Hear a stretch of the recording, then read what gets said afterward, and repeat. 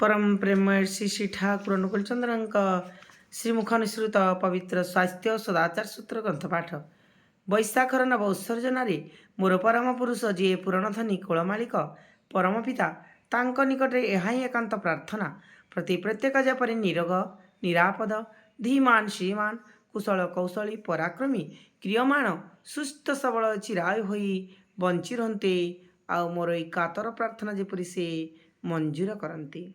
स्वास्थ्य और सदाचार सूत्र वृद्ध माने क्षयिष्णु होइजिबा नुहे बरम सामर्थ्य नंदित प्राज्ञ उत्सर्जनी प्रदीप्त नहीं जीवनीय तात्पर्य निजको स्वस्थ श्रोता करि तोलिबा व्यतिक्रम दुष्ट होई चालिले सत्व मध्य संकीर्ण होई चालुथाए ताहा होइछि वार्धक्य माने क्षयिष्णु निष्क्रभ होई निजको अवश्य अभियान रे निशेष करिबा।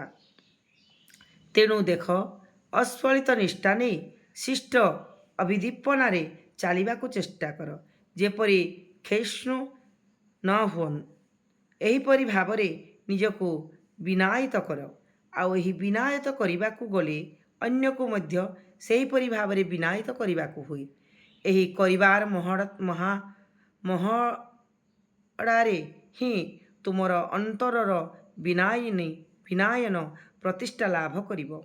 तेणु निजे मध्य लिभि जाओ नहीं अन्य को मध्य लिभिबाकु दियो नहीं सार्थक संदीपनारे चिर जाग्रत रख निजको अमृतर कौशल जान आओ मृत्यु को अतिक्रम कर यही तमोर प्रार्थना। वाणी संख्या 25। जय गुरु।